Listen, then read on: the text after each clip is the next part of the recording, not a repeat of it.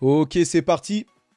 Donc, on commence par l'actualité financière avec les États-Unis, bien sûr. La dette américaine qui augmente de 1 trillion, c'est-à-dire 1000 milliards, quasiment tous les 3 4 mois. C'est ce que met en avant Paul Crypto Information. Et là, on a en perspective ce que ça représenterait si on mettait les billets rassemblés comme ça. C'est vraiment énorme. Ici, vous pouvez voir, hein, je vais avancer ça. Voici ce que ça représente en termes de billets. Je mets pause. Voilà, je mets pause ici. Et voilà, hein, c'est le grand bac là. C'est vraiment énorme, hein. Tous les 3 4 mois, 1000 milliards sont ajoutés à la dette américaine. Oui. Donc voilà, les ménages américains accumulent de la dette plus vite que pendant la crise de 2008. Il n'a fallu que 4 ans aux ménages pour établir un nouveau record d'endettement, après avoir remboursé leur emprunt en 2021, alors que le taux d'intérêt était proche de zéro. Donc voilà, les Américains s'endettent à un niveau record. Et on dirait qu'il y a de l'argent à l'infini. Et on dirait que ça ne va pas s'arrêter. Donc Biden vient encore de débloquer des fonds pour le remboursement de la dette étudiante. Enfin, il y a de l'argent en illimité. Et c'est pour ça que bon, le dollar a perdu de sa valeur depuis le temps, se dévalue à force de cette impression, mais on dirait que voilà, il n'y a rien qui peut arrêter. On nous fait croire qu'on est dans un système où on travaille pour créer de l'économie, voilà, pour créer plus de richesse. Mais en fait, la richesse, ils l'ont déjà. Ils ont juste à réimprimer quand ils ont besoin. Et voilà. Mais on nous fait croire que le travail est utile. En fait, on nous rend juste en mode esclave. C'est juste ça. Mais bon, en tout cas, voilà, ça devient abyssal, hein. On se demande, il n'y a pas que les États-Unis, bien sûr, c'est tous les États. Donc là, on se demande jusqu'à où ça va s'arrêter. Et ça devient inquiétant, on va dire, cette dette. Mais on verra ce qu'il en sera. Alors, ici, on a la caution là pour fraude de Trump à New York qui a été réduite à 175 millions de dollars en appel contre 454 millions de dollars. Donc, victoire pour Trump ici. Donc, il a réussi à réduire ici la caution. Voilà, pour des affaires. Je pense qu'il va. Bon, il était en. Voilà. Il combattait ça pour essayer de. Enfin, pour prouver son innocence. Bon, là, je pense qu'il va payer pour se débarrasser de ça et avancer et pour que cette affaire elle soit terminée. Donc voilà, il réduit quand même cette caution. Il devrait payer que 175 millions de dollars. Le président Trump publie une déclaration sur Truth Social, donc son propre réseau social qui ressemble à Twitter, X, après que la caution dans le procès pour fraude à New York ait été réduite de 545 millions à 175 millions de dollars 1 heure avant son échéance. Vous voyez? Donc juste 1 heure avant, ils ont réduit tout ça. Nous respecterons la décision de la division d'appel et fournirons soit une caution des titres équivalents, soit de l'argent liquide. Voilà. Euh, Bien sûr, Trump dit qu'il n'a rien fait de mal, tout ça. Bon, en tout cas, il est clairement attaqué à chaque fois. Là, il a déclaré ici, hein, le président Trump affirme qu'il paiera la caution en espèces, directement en cash. Voilà, comme ça, il se débarrasse de cette épine dans le pied. Et donc voilà, on verra maintenant pour la suite pour lui. Et là, justement, Elon Musk qui vient d'annoncer sur son compte X. Elon Musk, je vous rappelle, hein, c'est la personne la plus suivie au monde, en tout cas sur sa propre plateforme X, anciennement Twitter, il a dit qu'il fallait une vague Trump à la présidentielle. Il faut vraiment que Trump écrase voilà, les démocrates et Joe Biden. Et voilà. Précisant qu'il y a encore peu, il voterait démocrate et que ce parti était aujourd'hui un danger pour la démocratie. Donc, en tout cas, voilà, fut un temps, peut-être Elon Musk avait été plus du côté démocrate, la démocratie. La démocratie, le parti démocrate qu'on présente dans les médias mainstream comme un parti, on va dire, le camp du bien, de la démocratie, de l'ouverture au monde. Mais quand on regarde dans les faits réels, c'est plutôt le parti de la guerre, de la corruption, voilà, d'une mafia, voilà, et des élites.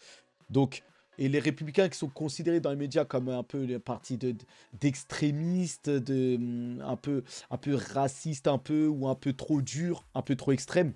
un peu méchants, on va dire, bah eux, on dirait que finalement c'est eux enfin, les gentils, les souverainistes qui veulent un monde assez de paix et des choses comme ça. Mais bon, en tout cas, enfin, c'est ce qu'on constate. Mais après, voilà, est-ce que c'est réellement le cas?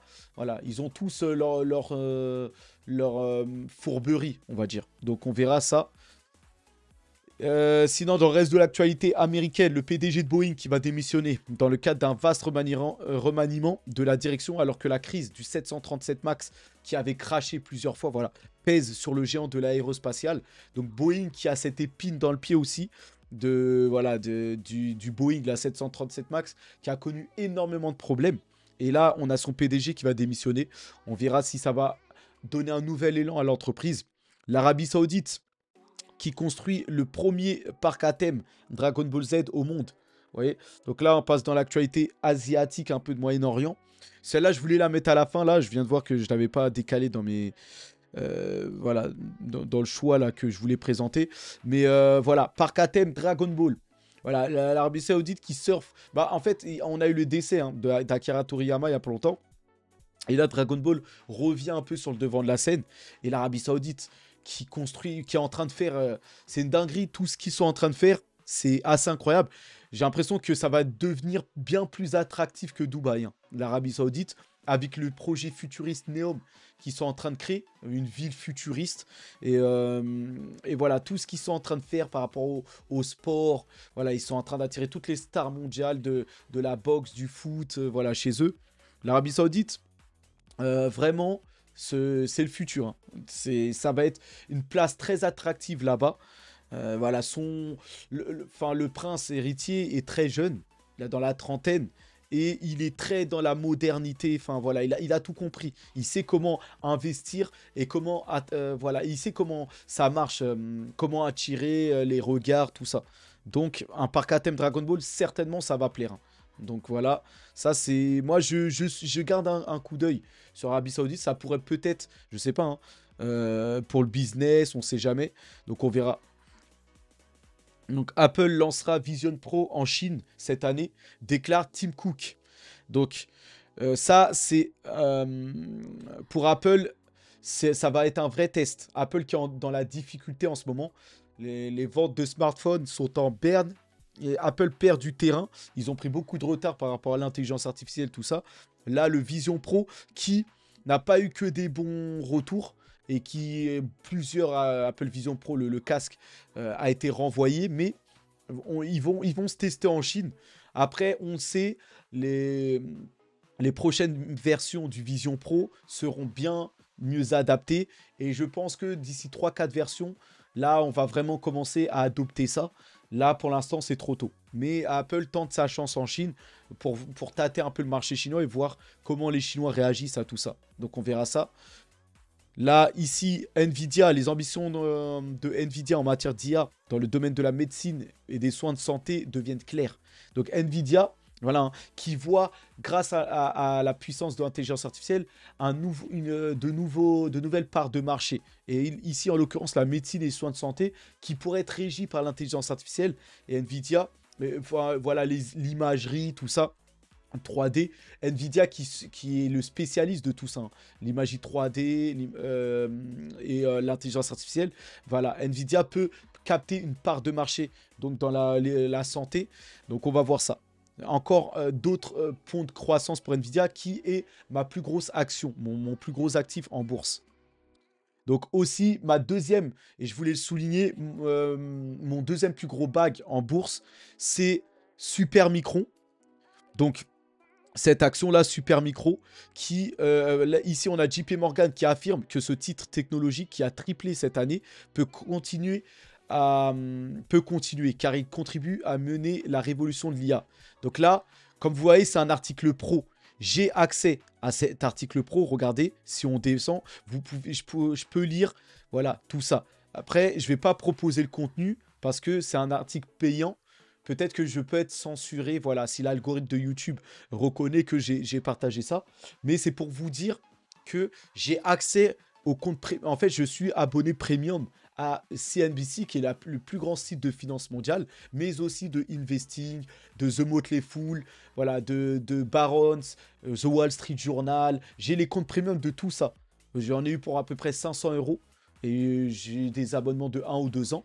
Mais j'ai accès à une quantité d'informations supplémentaires. Vous voyez? Et donc là, ici en l'occurrence, j'ai cette info qui m'aide en fait pour mes investissements. Là, par exemple, cet article je vais le lire et ça va me conforter dans mon choix d'investir ou non plus sur Supermicro. Et Supermicro, c'est une action qui fabrique les serveurs pour intelligence artificielle avec une technologie de refroidissement liquide. Et ça, on a besoin justement de ces serveurs qui vont alimenter les centres de données. Et ça va être la norme plus tard. On a besoin de ces serveurs-là. Et donc, je pense que c'est une entreprise qui peut apporter beaucoup de valeur, surtout maintenant. Il y a une forte demande pour l'intelligence artificielle. On a besoin de centres de données pour ça, de serveurs.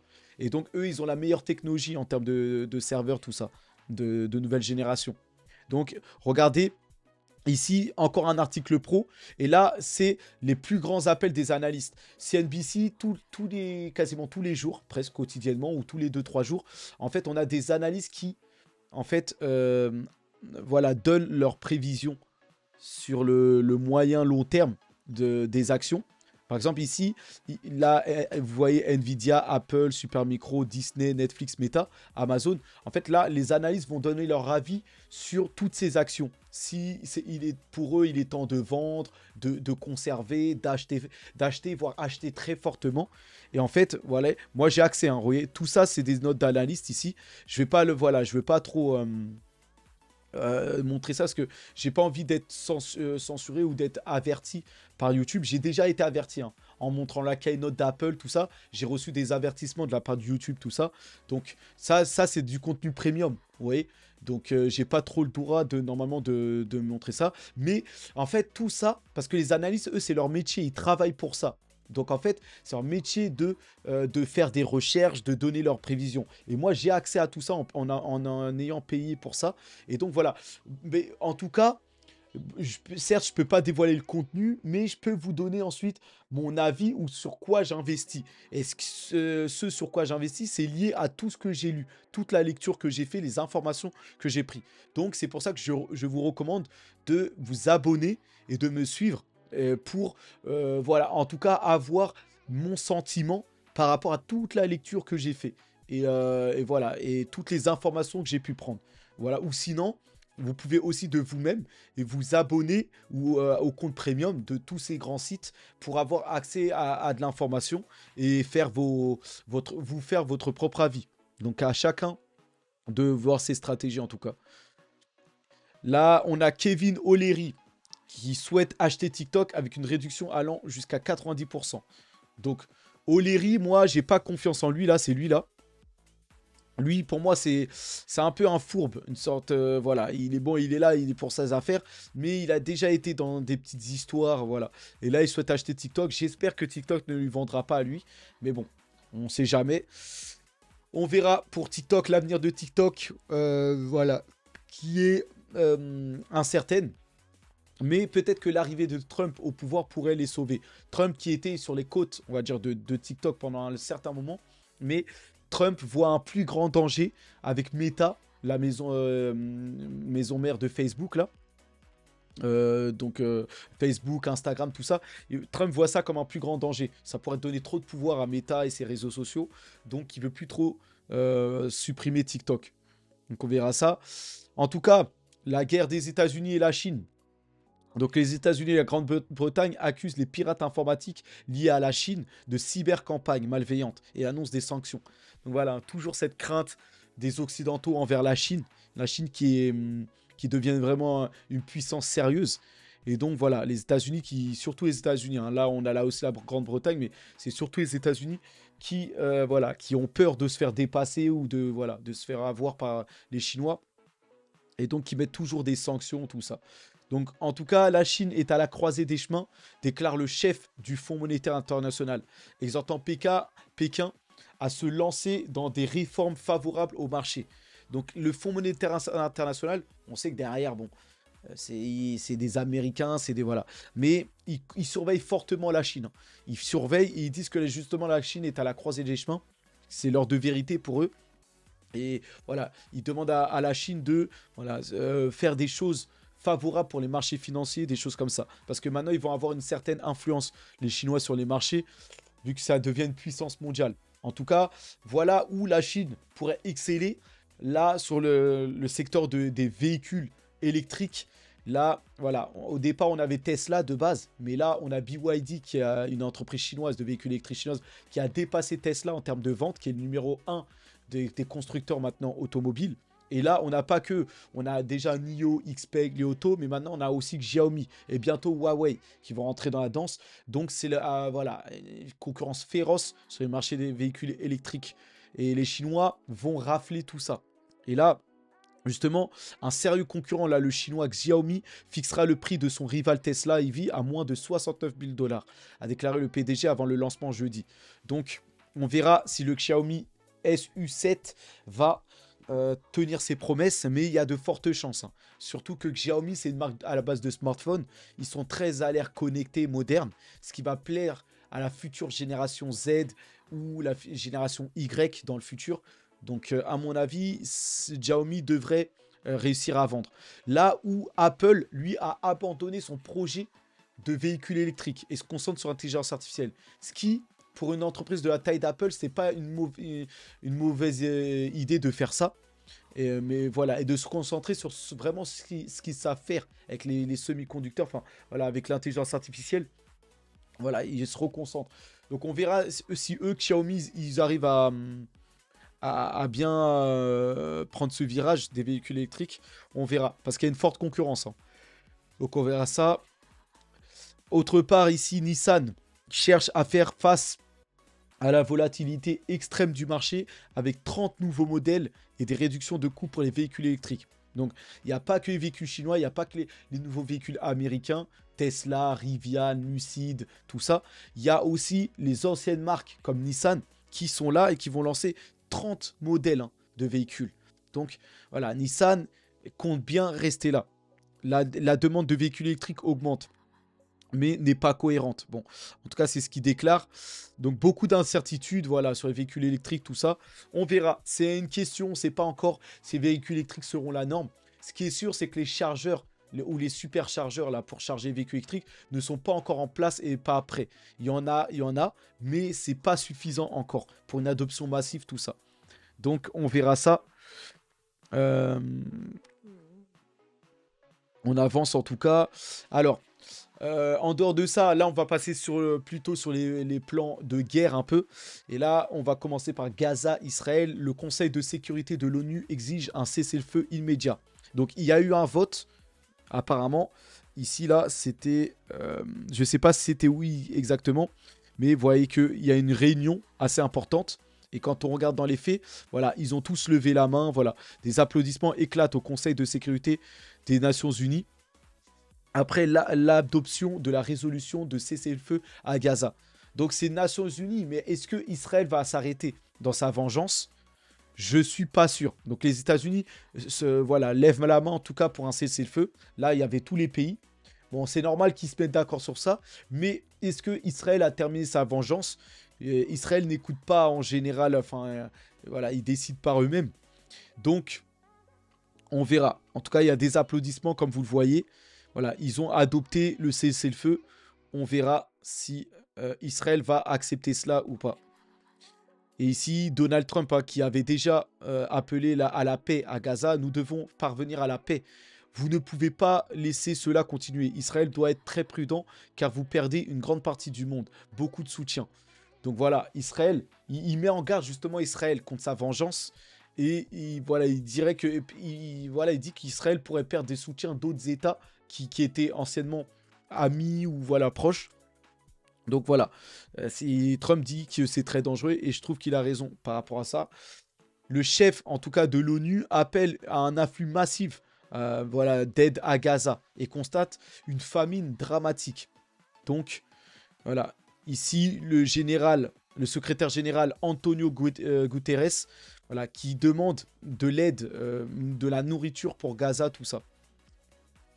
Maintenant, la mise à jour sur la guerre en Ukraine et les suspects de l'attentat terroriste de Moscou comparaissent devant le tribunal. Ils sont battus et meurtris. La Russie a mis en garde contre le fait de rejeter la faute sur Kiev. Donc voilà. La Russie, voilà, qui est dans une étape de vengeance un peu maintenant là. Et on va voir ça. Donc voilà, hein, les visages, je vais vous les montrer après là. Des visages qui, apparemment, il semblerait les terroristes. Donc, en tout cas, c'est... voilà, Poutine s'attend à utiliser l'attaque meurtrière de Moscou à l'avantage de la Russie, quel que soit le responsable. Donc voilà, Poutine, il est toujours tourné vers le futur. Et c'est comme un joueur voilà, d'échecs. Même si il y a des mauvaises nouvelles, il va essayer de les retourner en bien pour la Russie, tout ça. Et donc, bon, on va voir qu'est-ce qu'il va faire. Les responsables russes et les faux comptes pro-Kremlin continuent de rejeter la responsabilité sur Kiev de l'attaque perpétrée vendredi soir à l'hôtel de ville de Crocus, bien que l'État islamique affirme qu'il en est l'auteur. Il est fort probable que l'attaque soit utilisée pour intensifier son agression contre l'Ukraine et pour renforcer les protocoles de sécurité dans les pays. Donc Kiev nie catégoriquement avoir joué un quelconque rôle ou implication dans l'attaque. Le président Volodymyr Zelensky a déclaré que ce qui s'est passé hier à Moscou n'est évidemment que Poutine et les autres racailles qui tentent de rejeter la faute sur quelqu'un d'autre. Vous voyez? Donc l'Ukraine qui disent que c'est pas eux, Kiev.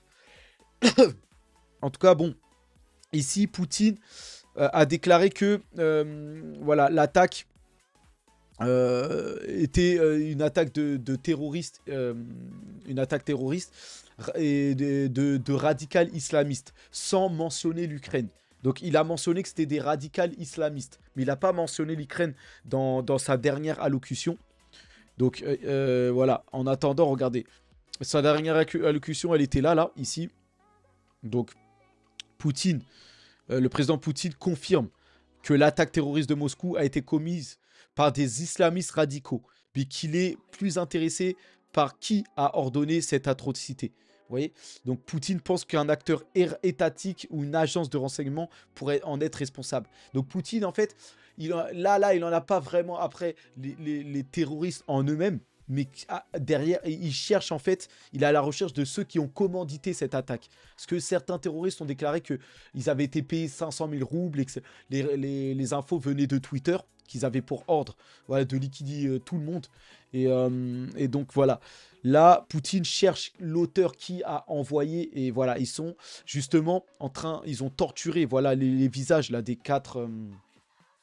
des terroristes. Vous voyez qu'ils sont fortement voilà, meurtris. Hein. En fait, ils ont été passés à tabac avec les méthodes russes. Apparemment, les rumeurs, voilà, il y a eu une oreille coupée, voilà, des fils électriques sur les testicules, enfin des choses. Voilà, c'est la méthode russe en tout cas. Et le but, c'est de soutirer des infos pour savoir qui a commandité l'attaque. Voilà, dans un esprit pour se venger en fait, pour se venger ou pour voilà lancer les représailles, on va dire. Donc en tout cas, voilà, ils ont passé un sale quart d'heure. Apparemment, ils ont tous la nationalité ukrainienne et ils auraient servi les forces dans les forces armées ukrainiennes, tout ça. Des rumeurs, en tout cas de lecture que j'ai vues. Après, est-ce que c'est le cas? On verra ça. Enfin, à la fin, on aura toute la lumière sur tout ça, donc on verra. En attendant, les militaires justement couvrant la frontière russe dans la région de Bryansk, qui se sont distingués lors de l'arrestation justement des suspects de l'attaque terroriste de Crocus City Hall, ont reçu des récompenses d'État. Donc enfin, on a des militaires qui ont été récompensés pour avoir arrêté ces terroristes alors qu'ils se dirigeaient vers l'Ukraine, qui tentaient de passer la frontière, tout ça. Ils ont été rattrapés. Donc voilà, ils sont remerciés. En Russie, ils savent faire la différence entre les bons musulmans et les terroristes. Ils ne mélangent pas tout, apparemment. Donc ça, c'est ce que Big Boss a écrit là, de Twitter Big Boss. Donc voilà, récompensé, les Russes récompensés, voilà. Ici, Kim Jong-un, bien sûr, le guide suprême de la Corée du Nord, Kim Jong-un condamne l'attaque contre la Russie et affirme que la Russie n'est pas seule. Voilà. Donc en même temps, j'ai envie de dire, la Corée du Nord, qui est considérée comme un pays un peu fou, un peu, on va dire, radicales, tout ça. Mais je pense pas que ce genre de choses peut arriver en Corée du Nord, par exemple. Justement parce que ils sont très très droits et ils font, voilà, ils font les choses bien. Mais bon, c'est comme une dictature peut-être, comme on peut l'appeler comme ça. Mais en tout cas, chez eux, je pense pas que ça peut arriver. En tout cas. Mais bon, voilà. Ici, on a le président serbe qui dit que si Poutine dirigeait la Russie en 1999, je ne sais plus quand Poutine a pris les rênes, mais c'était pas loin de ça, je pense. Bah, il a dit que si Poutine aurait dirigé la Russie à cette année, l'OTAN ne nous aurait pas touchés. Où j'ai dit tout ce que je pensais et tous les Serbes pensent la même chose. Donc en gros, le président serbe qui est empêtré dans l'OTAN peut-être, ou voilà, bah, qui est lié aux Européens par ça, dit que si Poutine avait déjà été en poste, l'OTAN n'aurait pas osé approcher. Enfin, Poutine les aurait empêchés. Donc voilà. Après, apparemment, Poutine est arrivé après. Donc voilà. Et en tout cas, la Russie, hein, qui voilà, est passée maintenant en guerre, hein, officiellement. Ils ne sont plus en opération militaire spéciale. Là, ils sont en guerre et ils bombardent à tout va l'Ukraine, hein. Ça y est, hein. Alerte aérienne déclarée dans toute l'Ukraine. 404. Donc ça ne s'arrête plus. La Russie a mis la vitesse supérieure. Et ils bombardent voilà, quasiment toute l'Ukraine, donc la capitale Kiev. Et donc voilà, là ils se vengent un peu, j'ai l'impression aussi. Enfin, quoique ils attaquaient déjà avant l'attaque. Mais là, avec l'attentat, je pense que ça s'est renforcé. En attendant, voilà, complètement fou. En France, on réfléchit en haut lieu à 5 scénarios de déploiement de l'armée française en Ukraine. Donc, bon. Philippot qui dénonce ça et qui cherche la paix, bien sûr. Donc en France, on réfléchit, hein, à comment incruster ça. Pour moi, c'est une énorme erreur. Voilà, mais je vous le dis, enfin, Macron a ses intérêts, l'Europe a ses intérêts, les États-Unis ont leur intérêt derrière. Donc voilà, ça va, j'ai envie de dire, probablement se faire. Maintenant, les soldats qui seront engagés paieront cela, hein. On verra, voilà, quel intérêt il y a à avoir. C'est pas le problème français, j'ai envie de dire. Mais bon, s'ils ont envie d'y aller, on verra. Maintenant, aussi en France, le professeur Raoul qui dénonce, mais voilà, ça fait plus trop la une des journaux. Énorme tweet à l'instant du professeur Raoult. Il sort les vrais gants de boxe et parle de millions de personnes qui auraient pu être sauvées en désignant les coupables à ses yeux. Vous voyez, donc il lance la promo du documentaire américain de John Davidson, donc Broken True TV, sur l'hydroxychloroquine qu'il faut absolument regarder. Donc il est en français. Donc bon, je sais pas ce que c'est. Apparemment, il y a ces 7 pages Twitter. Donc, le film, il est là. Donc le film est ici. Je vais le mettre de côté. Là, ça s'appelle Epidemic of Food. Et le film est en français. Donc, bien sûr, je vais regarder ça. Je le partage sur mon Twitter. Comme ça, pour ceux, vous aurez mon lien sur Twitter dans la barre de description. Vous voyez ici, c'est John Davidson qui met ce film. Et voilà, je vais le mettre de côté et je le regarderai. Et voilà, peut-être que je vous donnerai un retour sur ça. Donc voilà, par rapport à ça. Donc voilà. Alors, Raoult, bon, il est plus très écouté en ce moment. Mais je pense qu'il dit la vérité, hein. En tout cas, sur l'hydroxychloroquine. Et voilà, tout ce qui s'est passé par rapport au Covid. Je pense que Raoult, qui est très spécialisé dans ça, a raison. Maintenant, il est caché par les médias mainstream, tout ça. Bon, voilà. En tout cas, le reste de l'Europe. En Europe, là, les actualités, l'UE lance une enquête sur Meta, Alphabet et Apple en vertu d'une loi de technologie radicale. Donc, en ce moment, l'Union européenne n'arrête pas de sanctionner là, les entreprises américaines. Ils essaient de récupérer un max d'argent sur eux. Voilà, ces dernières semaines, il y a souvent ce genre d'actualité. Donc, bon... Voilà, par rapport à ça. Maintenant, Novo Nordisk, l'entreprise la plus valorisée d'Europe, devant LVMH. Hein. Une entreprise en fait, qui fabrique en fait, des médicaments contre l'obésité. Et qui a l'air de super bien marcher. Et voilà, tous les Européens se ruent. Apparemment, c'est 10 000 euros, genre, le médicament. Un truc comme ça, et ça se vend comme des petits pains. Vous voyez? Donc, voilà, Novo Nordisk, et qui fait la fierté du Danemark et qui a même contribué à la croissance du PIB danois. Donc voilà, et c'est l'entreprise la plus valorisée qui ne cesse de progresser, hein, sur les marchés boursiers. Donc, et je pense que ça va augmenter, hein, parce que les gens sont de plus en plus dépendants, veulent de plus en plus tricher. Voilà, normalement, quand on est obèse, on fait du sport, on fait des vraies choses. Eux, ils trichent, ils prennent des médicaments. Bon, si ça marche bien, tant mieux pour eux. Donc voilà. Ici, Ericsson va supprimer 1200 emplois en Suède. Donc Ericsson a annoncé qu'il lance en série. Voilà, 1200 emplois. Là maintenant, Ericsson, ils sont plus concentrés sur les télécoms, la 5G, tout ça. Mais voilà, ils doivent encore couper apparemment. Donc voilà. On se souvient tous de Sony Ericsson, enfin voilà, cette ancienne marque de téléphone. Maintenant, ils sont plus spécialisés dans la 5G, mais là, ils sont en difficulté et ils suppriment des emplois. Donc avant de passer aux crypto, rapidement vous mettre en lumière là, le prix du cacao, là, le prix de la tonne de cacao dépasse celle du cuivre pour la première fois en 20 ans. Le cacao a augmenté de plus de 300% depuis octobre 2022. Donc en presque 2 ans là, plus de 300%. Et non, ce n'est pas une crypto-monnaie. Donc regardez ici les cours. Ici, on a le prix du cuivre, ici en noir, qui est, voilà, stagne un peu, range un peu, et qui monte légèrement. Et là, en rouge, rose, ici, on a le prix du cacao qui, depuis 2022, c'est une ligne droite à la hausse. Donc, c'est assez impressionnant.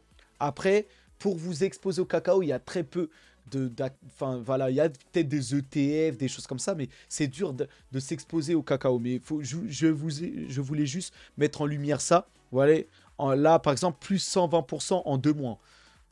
Donc, j'espère que vous avez fait des stocks de chocolat. Parce que le prix du chocolat, ici, est en train d'exploser. Voilà, la demande est forte. C'est comme si il y a une pénurie, on va dire, de ça. Et regardez que plus 120% en même pas 2 mois là. Donc voilà, c'est encore plus, ça va encore plus vite qu'une crypto. Vous voyez, c'est assez impressionnant. Donc voilà, bah là cette fois on va passer aux crypto.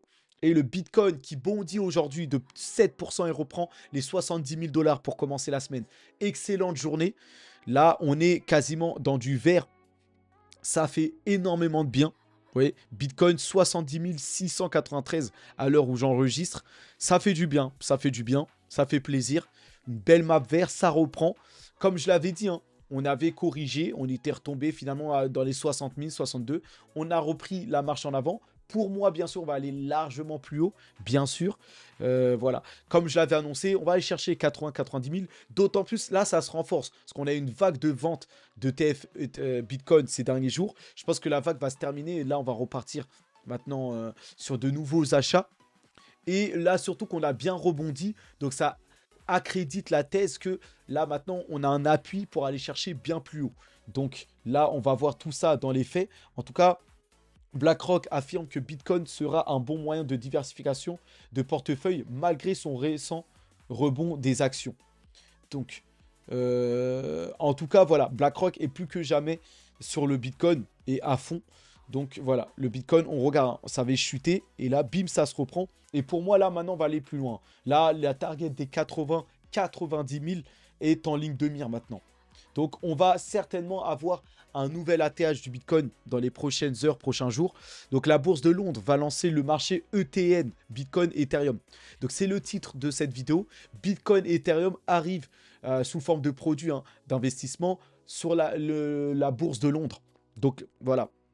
Très bien. Ce qui est intéressant, c'est qu'il y a Ethereum aussi. Ça accrédite la thèse aussi que l'ETF spot Ethereum arrivera certainement un jour aux États-Unis. Voilà. Après une forte bataille, hein, parce que là, on est encore dans la question à savoir comment classifier Ethereum. Si c'est une marchandise, un produit qui sert de business, qui sert voilà, à faire des gains, voilà, un pur business, ou non, ça c'était plutôt une securities. Si Ethereum, ça c'est une securities. Donc, s'ils essayent de capitaliser, si c'est un business, ou si c'est simplement Ethereum va être classé comme une marchandise, comme le Bitcoin, comme un titre, voilà, comme une matière première qui cherche pas à faire de profit.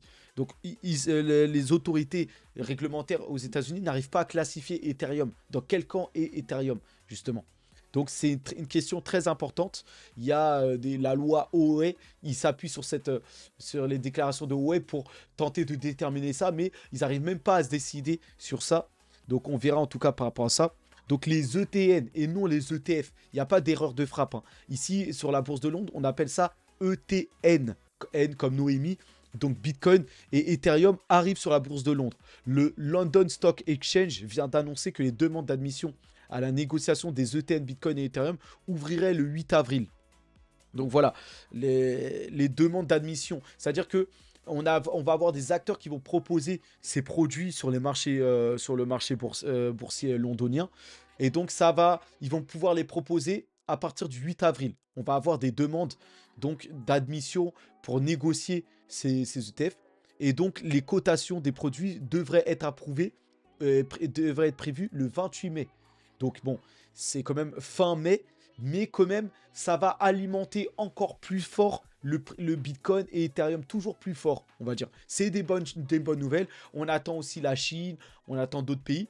Et voilà, c'est des bonnes nouvelles qui sont là et qui vont alimenter encore plus le prix du Bitcoin, tout ça. Donc très très bonne nouvelle, cela. Et donc voilà, la Bourse de Londres a déclaré qu'elle accepterait les demandes de cotation à partir du 8 avril et voilà, négocier sous le réserve de l'approbation, bien sûr, de la FCA Financial Conduct Authority. Donc voilà, c'est eux qui vont notifier ça. En tout cas, voilà, vous avez les documents ici. Admission of Bitcoin à Ethereum ETN. Voilà, c'est écrit noir sur blanc et c'est à la London Stock Exchange. Donc voilà, vous avez les documents officiels et on attend que ce soit à la bourse de Londres. Donc très très bien. Londres qui est une des plus grandes places financières mondiales. Après New York, on a Londres comme plus grande place financière. Et bien sûr, maintenant on a Singapour. Bientôt on aura Dubaï, voilà, l'Arabie Saoudite, tout ça. Mais c'est pas dans n'importe quel endroit, j'ai envie de dire. Là, c'est des places financières avec les personnes les plus fortunées au monde qui vont s'exposer aux produits Bitcoin et ETF. Vous voyez ? Donc en attendant, si le prix du Bitcoin a monté, certainement, voilà, le classement des volumes de transactions sur les ETF sont en hausse de plus de 9% ce matin. Donc en fait, on a à de nouveau des achats de Bitcoin. C'est des baleines qui achètent pour plusieurs millions de Bitcoin. Donc voilà ce qui a alimenté le prix du Bitcoin, qui l'a fait rapidement remonter. Les achats reprennent après la forte baisse. Donc ça, c'est une bonne nouvelle. Donc le prix, voilà, Bitcoin vient de dépasser les 70 000 $. Moi, ce que je voulais vous montrer, voilà, c'est la hausse d'un coup. Voilà, on est passé de 66 à direct 70K. Vous voyez que c'est une forte hausse. Et là, on est même, à l'heure actuelle, enfin, en tout cas, il y a quelques minutes, à l'heure où je préparais la vidéo, à 71 000. On a touché les 71 000 avant de redescendre à 70 600. En tout cas, ce matin même, hein, BFM Crypto, donc voilà, l'émission de crypto, l'émission financière liée à la crypto de BFM, une chaîne de propagande française, disait ce matin, c'était il y a 9 h, la chute du Bitcoin. Les ETF Bitcoin Spot ont vu leur pire semaine. Donc c'était, voilà, BFM Crypto était en train de critiquer un peu voilà, la baisse est en train, comme d'hab, d'essayer d'un peu de salir et de mettre dans la tête des gens que les cryptos crashent, les cryptos baissent. Vous voyez ? Eh bien, dans le même jour, on a une explosion de plus de 7% du Bitcoin dans la soirée. Donc, on verra si dans les prochaines émissions, mais bon, ils devraient, mais ils vont un peu moins le médiatiser, ça. Enfin, voilà, ils vont se faire tout petits en parlant de la hausse du Bitcoin, mais toujours, voilà. Et ensuite, les gens qui ne s'intéressent pas spécialement à crypto vont tomber sur l'émission ou vont simplement récupérer un peu d'infos et vont simplement penser que le Bitcoin est en train de chuter en ce moment. Alors que dans les faits, le Bitcoin a vite rattrapé ses pertes et va aller chercher des nouveaux records. Donc voilà, c'est ça. Il faut vraiment s'intéresser et creuser par soi-même. Parce que si vous attendez, vous écoutez les médias, vous allez toujours avoir une sorte de mauvais avis sur les cryptos, tout ça. Vous voyez ? Donc voilà, graphique mise à jour tous les 8 heures. On voit, hein, on est clairement sorti, voilà, de cette phase de baisse. Et là, on a cassé, on s'est complètement repris là, quasiment. Et pour moi, là, on va aller largement plus haut. Voilà, ici, quand on regarde surtout dans les RSI, ici en bas, vous voyez que, voilà, on a fait le croisement MACD là. On vient de l'entamer. Donc là, on a une forte semaine de baisse. Et là, on recommence une montagne, comme les fois précédentes, ce qui va alimenter le prix là. Donc il y a tout pour monter là. Il y a tous les indicateurs sont prêts pour une nouvelle forte hausse. Vous voyez ? Donc c'est des bonnes nouvelles. Maintenant, regardez hein, sur le chart. Voilà, on y va. On va aller chercher les 100K ici. C'est la prochaine phase de hausse. Et là, un Bitcoin à 100K, clairement, ça va mettre en lumière le Bitcoin sur les médias, tout ça. Là, les gens vont certainement, vont fortement commencer à revenir sur les cryptos. Et là, vraiment, on va avoir les fortes poussées qu'on attend. Le vrai bull run qui pourrait nous amener jusqu'à 200-300 000 dollars. Donc, on verra ça. C'est une question de temps, en tout cas. Maintenant, quand vous regardez dans les faits, voilà, jusqu'où peut monter le Bitcoin d'ici la fin du bull run. Ici, on a une target. Hein. Le rallye parabolique du Bitcoin n'a pas encore commencé. Bon, j'ai envie de dire que si le rallye a commencé, c'est 3 ans de hausse, on a déjà eu une première année de hausse où on s'est repris de la forte correction, de la forte baisse du marché baissier, l'hiver crypto qu'on a eu. Maintenant, le véritable pompe démarre quelques mois après la réduction de moitié, donc après ce qu'ils appellent le halving. Donc si vous sentez euphorique, attendez une fois que BTC atteint 100 000. Bah, c'est exactement ce que je disais juste avant. C'est que quand on va avoir le Bitcoin à 100 000, en fait, les gens vont vraiment s'intéresser au Bitcoin là et vont se dire, bah finalement là, le Bitcoin, en fait, ça va créer une lumière incroyable. C'est pour ça. Et là, quand le Bitcoin va passer 100 000, là, ça va s'accélérer après coup. Vous voyez? Certainement, il va corriger un peu parce qu'il y aura des prises de bénéfices, mais là, les cryptos vont vraiment décoller et connaître voilà, une vraie adoption et continue une forte adoption. Donc, et ici, là, on parle d'un top. Allez, ici, bon, ils abusent peut-être un peu, mais dans les 460 000, voire 500 000 ici, du top. Je ne sais pas si on montera jusqu'à là. Moi, je vois plutôt un top dans les 300 000 au maximum. Mais on verra. À chacun de donner son point de vue. Moi, ça m'intéresse. Hein. Dites-moi en commentaire. Hein. Et je peux en débattre avec vous en commentaire, tout ça. Ici, on va voir peut-être un autre top. Ici. Voilà. Il dirait bah voilà, hein, qu'on irait jusqu'à 2026. Jusqu'à début 2026 avant le crash. Donc, on irait jusqu'au fin 2025 pour la totalité. Et le top ici, voilà, serait voilà, pareil, hein, dans les 470 000. Voilà, 300, il dirait que ouais, jusqu'à 388 000 dollars pour le prix du Bitcoin. D'ici à fin 2025. Je sais pas si ça sera le cas. Moi déjà j'espère les 300 000, mais ça me paraît peut-être au-dessus, ça me paraît trop haut. Mais on verra. On verra ça. Maintenant voilà. Ici aussi, qu'est-ce qu'il nous donne comme target, comme ATH? Voilà, le top ici serait à... Non, ici il me parle même d'un top à moins. Hein. 224 000. Dans les 224 000, bon, voilà. C'est compliqué hein, de se fixer. Déjà, espérons déjà que le Bitcoin dépasse les 200 000. Ça ferait un fort rallye déjà. Après, s'il peut aller à plus de 200 000, tant mieux. On verra ça.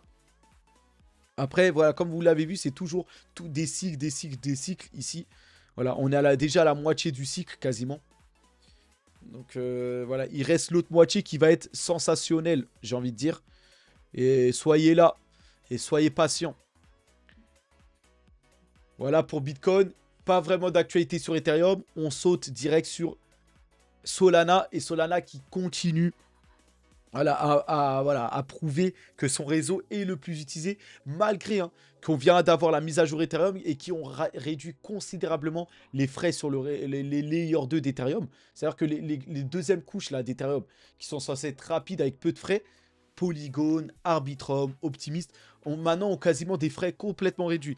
Mais ce qu'on s'est rendu compte, c'est que Solana continue d'être le réseau le plus utilisé. Donc Solana, c'est la plateforme de smart contract, le réseau rival d'Ethereum, un peu. Et sa blockchain, la blockchain Solana, continue à avoir plus d'attractivité que l'écosystème d'Ethereum. Et si Solana dépasse et retourne toutes les autres chaînes dans le volume de transfert hebdomadaire de stablecoin. Donc la liquidité et les stablecoins, en fait, c'est la liquidité, on va dire. Et Solana a plus de volume de transfert de liquidité sur son réseau que toutes les autres blockchains, les autres grosses blockchains. Vous voyez, c'est quasiment le double d'Ethereum. Hein. Je ne sais pas si vous vous rendez compte. Donc moi, je suis en train, voilà, vraiment de renforcer et de m'enlever même d'Ethereum et de complètement, voilà, d'être focus Solana maintenant avec Tao et avec les autres réseaux. Mais voilà, je suis en train toujours de réfléchir à mon portefeuille, mais j'ai l'impression, je sais pas. Ethereum aussi, il faut pas oublier que bientôt, il y aura la spéculation là sur les ETF Ethereum Spot, tout ça. Donc, Ethereum, je sais pas. Mais en attendant, le réseau n'est pas utilisé. Et donc, Ethereum apporte moins de valeur à l'heure actuelle que Solana. Donc, je sais pas. J'ai un doute. Je sais pas si je dois conserver Ethereum et ses Layer 2 dans mon portefeuille ou si je dois mettre vraiment toute ma force sur Solana. Je réfléchis à ça, mais j'ai l'impression que je vais rééquilibrer mon portefeuille et aller full Solana. Là, cette envie, mais je dois rester patient. Je me pose la question. Vous me direz en commentaire. Mais regardez, là, ici, le DEX de l'écosystème Solana. Donc, le projet qui sert d'achat et de vente crypto, qui s'appelle Jupiter sur le réseau Solana, qui voit son volume mensuel dépasser les 40 milliards de dollars. Un nouveau record absolu. Et regardez dans les faits, regardez la progression incroyable. Vous voyez, ça c'est le DEX numéro 1. En fait, si vous voulez on-chain sur la blockchain, si vous voulez acheter et revendre des cryptos, bah, dans l'écosystème Solana, vous pouvez passer sur Jupiter, puisque le réseau est très rapide.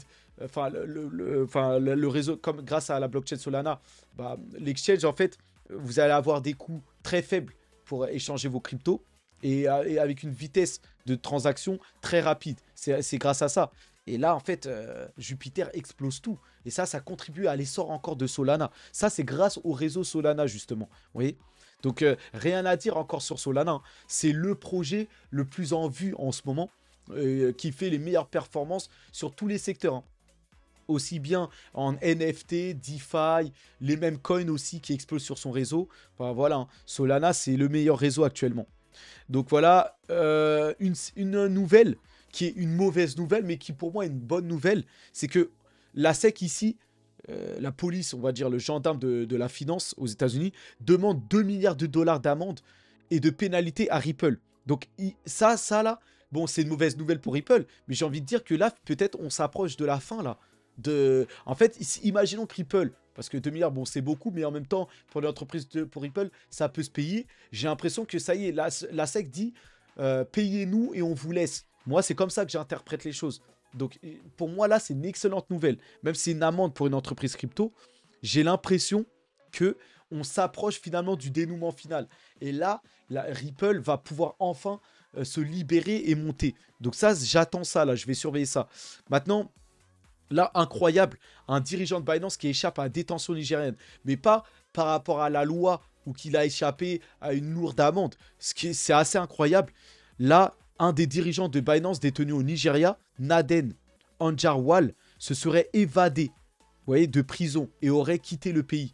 Il aurait profité des prières du Ramadan dans une mosquée pour s'échapper. En fait, vous voyez, en fait, dans la prison, il y aurait une mosquée, hein, pour voilà, un espace pour prier. Il aurait profité de ça pour se faire la belle. Je ne sais pas si vous vous imaginez. Et un fonctionnaire de l'immigration a déclaré que le cadre de Binance avait fui le Nigeria avec un passeport kényan. Vous voyez? Donc il a tout préparé. Bah, c'est cette personne apparemment. Et il a réussi à s'échapper non seulement de la prison au Nigeria, mais en plus, il a réussi à fuir le pays avec un autre passeport. Je ne sais pas si c'est un faux ou pas. Donc Ajarwala s'est échappé un jour après que le gouvernement nigérian ait lancé une accusation criminelle à son encontre. Incroyable ce qui se passe. Digne de Prison Break, c'est fou. Donc voilà, hein. Maintenant, il n'y a pas que le Bitcoin qui est dans le vert. Et ce qui nous attend comme hausse, on sait que le Bitcoin peut atteindre justement les 200-300 000. Mais là, les altcoins, on attend une forte progression aussi au niveau des altcoins. Et donc, les altcoins, c'est toutes les cryptos en dehors de Bitcoin. C'est-à-dire de Solana, Ethereum et l'ensemble des autres cryptos. Et là, vous voyez qu'il y a une forte croissance qui nous attend. Ou en tout cas, quand on regarde le chart, on est promis à de belles perspectives là. Donc on attend tout ça en tout cas. Donc voilà pour cette vidéo. On en termine là. Voilà, une vidéo peut-être d'une heure. Non, 48 minutes, ça va, je trouve. Pour tout ce que j'ai dit. Voilà. Le top 10, bien sûr, des cryptos qui sont dans la tendance, avec le Book of Meme, le Bone, un dérivé de PP qui est toujours en tête. On a le Seabonk, on m'en a parlé sur Telegram. Peut-être encore un même coin, ici sur l'écosystème Ethereum. Donc, on va aller voir sur le site, qui est en top 2 des classements. Seabonk. Donc, peut-être le Bonk en mode cyber, je sais pas. Voyons voir le site. On a eu du mal à charger le site. Alors, voilà. Seabonk. Donc, on dirait le Bonk. Mais, ah, ok. Using Uniswap. Oh, ok. C'est en fait le DEX peut-être de l'écosystème Bonk. Ouais, ok. Partenaire Uniswap, ok. Bon, c'est une plateforme qui va vous servir d'échange crypto. Alors, vous pouvez acheter du si bon que d'utiliser.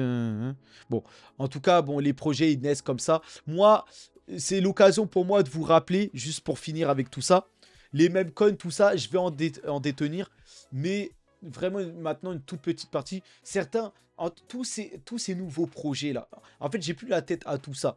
Je vais concentrer toute ma valeur et tout mon financement sur les gros projets et les holder.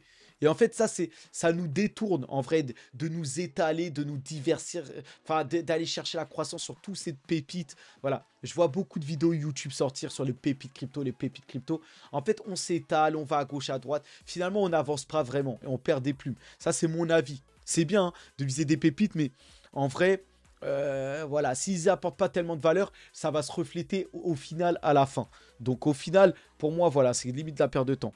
Donc, voilà. En attendant, Bitcoin est toujours là. Vous avez des projets de la Real World Asset hein, qui reviennent sur le devant de l'asset comme Ondo, qui a apparemment aidé BlackRock hein, dans l'investissement là de BlackRock qui a lancé son fonds sur Ethereum pour la Real World Asset justement.